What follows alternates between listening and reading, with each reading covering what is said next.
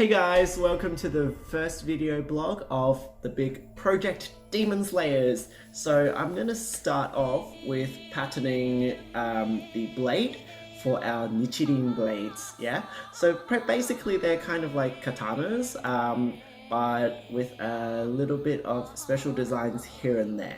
So we're going to pattern those first, and I'm going to show you how I draw my blades. So we're going to obviously start with drawing a stencil for the sword. In Kimetsu no Yaiba, the swords are actually quite short. So I've got this piece of cooking paper here that's just about the length of my arm, and it's just going to sit at my waist around here. So the length isn't as long as the usual katanas that I make. So I'm going to start off first with a straight line down the middle, because for those who know the series, some of the swordsmen, they have actually just a straight katana instead of a curved one. So we'll do the straight line one first. My goal for my Demon Slayer swords as well would be to make them detachable from the handles, like a real katana, kind of, so that they can travel as well. So because a lot of my katanas that I've made in the past, they have been slightly too long for a luggage case. So what I'm going to do with these ones is going to be trying to make the sword blade come off the handle, so when I need to travel with them, I can just pop the handle off and it would be slightly shorter. So I'm just using the width of the ruler for the width of the blade. It ends up being quite perfect, so that works out well. If you can see that now, that's one sword stenciled out quite nice and easily. So that's Shinobu's poison sword. She's got a little notch right at the end here. So I'm going to just take a little bit in. So that's 2.5 cm. From here I'm going to take 2.5 cm as well, 1.5 cm. Join up the dots, hopefully they will look good. Like so, and then continue that line. 1.5, 1.5, and 1.5. So join them all up, make sure they're nice and straight. Ta-da! That is one Hashira sword patterned.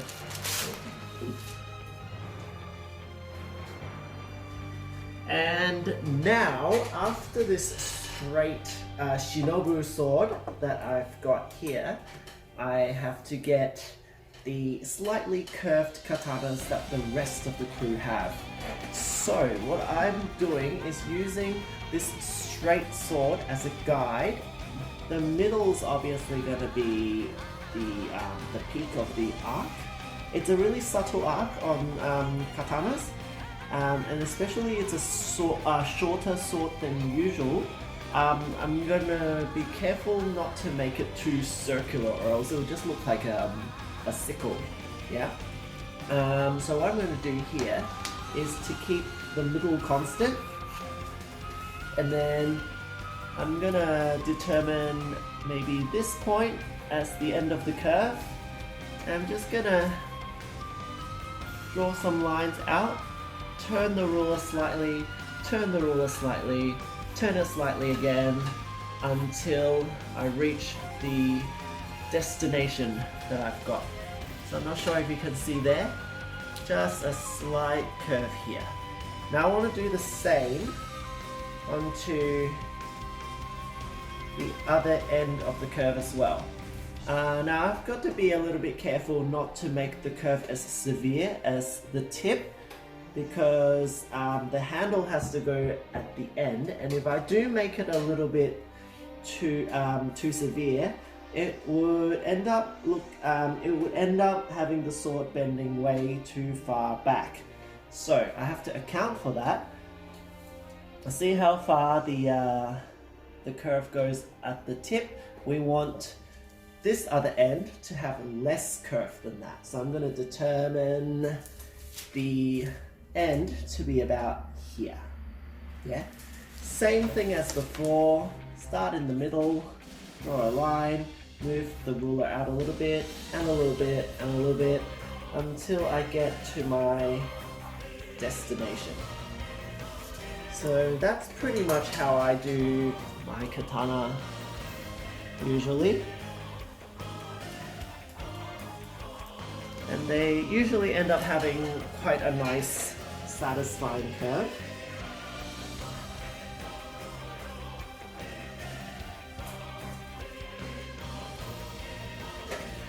Like so.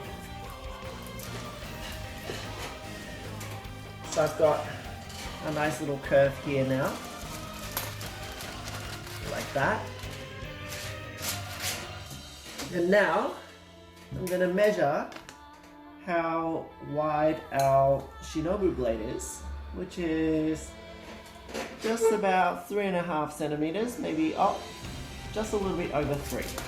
So we're just going to go just a little bit over 3 everywhere else. So we go here, mark the line, gonna go here, mark the line again, gonna go here, oh, where is it? Yep, here,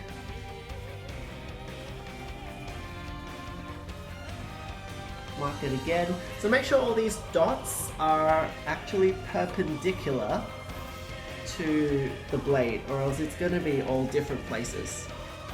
So perpendicular means right angles. For those who are not very good with their geometry, I'm not too good either. I just happen to know that word. Okay, at the bottom as well, 3 and a tiny bit. 3 and a tiny bit. And 3 and a tiny bit. So I've got little dots littered all through. Just gonna join them up now. Pretty much freehand. They don't really need to be with a ruler, but if you feel more secure with a ruler, then of course do it with a ruler.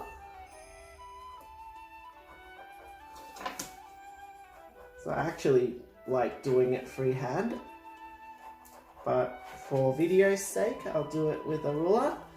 And at the end we're just going to add that little curve to lead into the blade,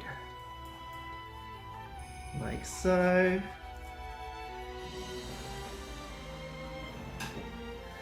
Woohoo! And there you have the 2 variations of the blade shapes. So there we are, 2 versions of the Demon Slayer blades. I've got the straight one for Shinobu, who has a straight sword, and I've got the curved one for everybody else who has a normal katana. So that's the blade done. Now that we've got the blade ready to go, the handle is really easy because katana handles are straight, so kind of just like a ruler. So we know that our blade is just about the width of the ruler. The handle just needs to be slightly thicker. So what we're going to do is use my ruler as a guide. We usually hold the katana right at the handguard here, about 2 lengths. So I'm just going to cut it off at around this 2-inch mark. So that's how I think it would be the most satisfying to hold. So I'm just going to take the width of the ruler,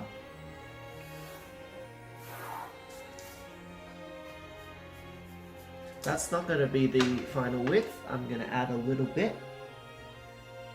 So that works out to be exactly 3 centimeters. I'm going to put that in the middle. I'm going to just add a tiny bit, like a minuscule bit.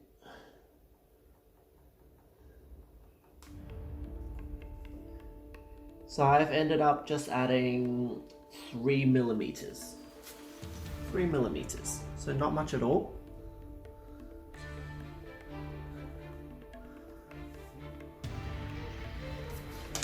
So there, roll that through, yoop, and yoop. And what I like to do to make it look a little bit more like the real thing is that the top is a little bit thinner than the bottom. You'll see a lot of katana props out there that's exactly the same width throughout and it kind of looks like a box, so I want to avoid that with mine. So I'm going to take it back in a little bit just on the top. Just the tip. Alright. So if you have a look at this thing here, it's kind of a mess right now, so I'm going to go over it with pen for my final drawing so that it's more obvious what I've decided on. I always like to draw with pencil first, of course, so that it can be rubbed off if I make any mistakes. And I always go over it with either a pen or a Sharpie afterwards, so I know what the final decision was. So I do like to make lots of mini adjustments while I draw, and that can become a little bit confusing for myself and people watching, like you guys. So here is our handle, and here is our straight blade, and here is our curved blade, all in one pattern. Ta-da! Ta-da! Ta-da! So that's the stencil done. 2 styles of sword in the same pattern. Next we'll be actually transferring it onto our material and cutting it out and actually building the thing. See you next session.